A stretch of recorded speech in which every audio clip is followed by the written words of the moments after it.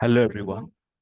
Lecture we are going to implement Gaussian blurring, or you can say image filtering using Gaussian blurring filters. Now, this is very effective for the cases where the image is being affected by Gaussian noise. Here, we are going to use a Gaussian kernel, and it is done with the function CV Gaussian blur. Remember, CV Gaussian blur.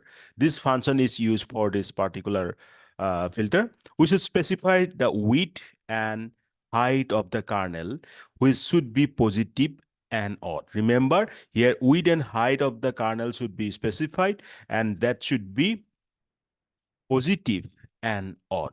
We also should specify the standard deviation in the x and y direction, and they are sigma x and sigma y. Okay, if only sigma x, that is standard deviation in the direction x, is specified, then sigma y is taken as the same as that of sigma x. If both are given as zeros, they are calculated from the kernel size.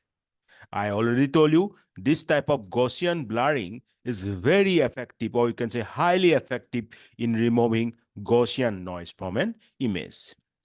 Now, instead of CV Gaussian blur, you can also go for CV get Gaussian kernel also. Now, let's come to the coding part.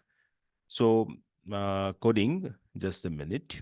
Yeah, coding part, import CV2 as CV for OpenCV.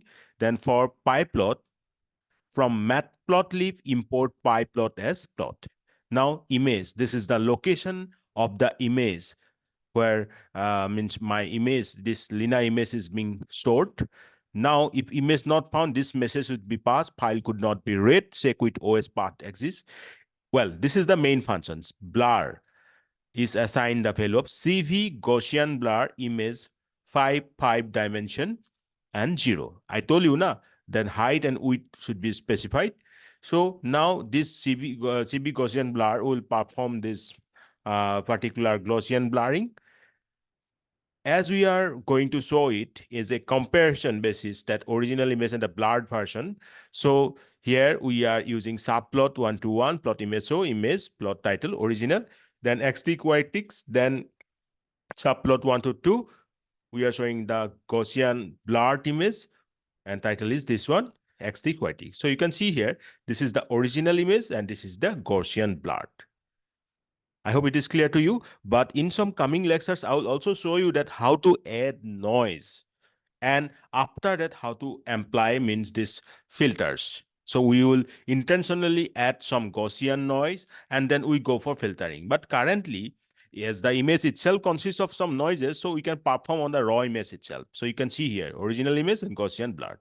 Now let me show you the implementation part in the OpenCV using Python. For that, I'm opening my spider from Anaconda. Well, guys, you can see that I have typed this code, what I have shown it to you. Now let's play this. Let's run this file. So this is the output we got. This is the original version, as I already showed you, and this is the Gaussian blurred.